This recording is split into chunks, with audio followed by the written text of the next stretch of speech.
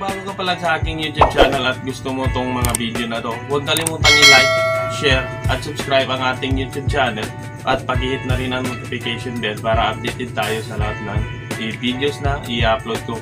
At guys, pag-follow na rin ang aking Facebook, G Sultan Karim. Follow nyo lang ako kung may mga katanungan kayo about sa ating mga videos. So, i-follow nyo lang ako at i-message nyo ako. So, yun lang. Maraming salamat. What's up guys, at welcome back sa ating YouTube channel. So, for today's video guys is may setup tayong piso wifi. So, papunta na ako mamaya sa i-update ko kayo guys. So, yung setup natin na piso wifi guys is yun yung binild natin sa last videos natin.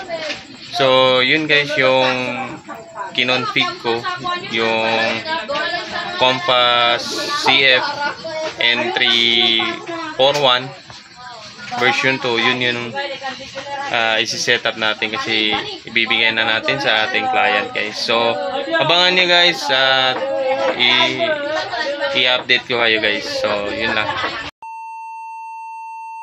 So yan guys, dito na tayo sa area guys. So yan nakalagay na yung wifi. So may free tarpaulin siya. Yan yung tarpaulin ng LPB natin guys.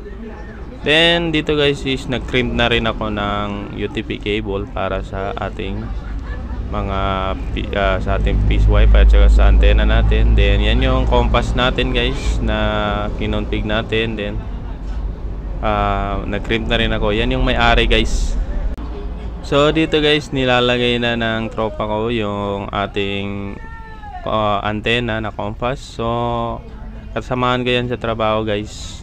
Siya tsaka tropa na rin guys. So pumili siya para sa kanyang piso wifi guys. So itong piso wifi niya guys is GOMO SIM ang gamit niya, which is SIM based. So wala pa siyang hybrid antenna, pero okay lang naman guys kahit wala pang hybrid antenna. So dito nga guys, di ko na napakita yung pag-trial namin kasi nagmamadali kami, ay may pupuntahan pa kami, pero working na working yan guys. So yun nga, kung may gustong magpa-build sa inyo, PM nyo lang ako guys, or magpa-config gaya ng Microtech, PM nyo lang ako guys at pag-usapan natin kung anong config or build yung gagawin yung piso wifi. So tingin ko hanggang dito na lang ang ating video guys. Maraming salamat at shout out sa lahat ng mga sumusuporta sa akin, sa mga viewers ko guys, at sa mga boss natin about LPB at saka sa Huanpai, kasi yan lang yung ginagamit kong system guys, yung dalawa na yan guys. So maraming salamat guys sa inyo.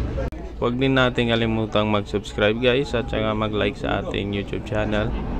So about pala dito guys kung paano ko ito binild. So ito yung link guys ng ating previous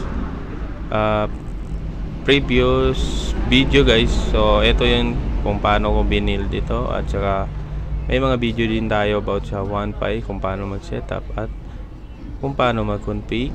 At saka sa LPB guys, may mga video rin tayo about sa sub-vendo ng LPB, yung multi-coin slot, at saka kung paano i-build yung ating vendo guys.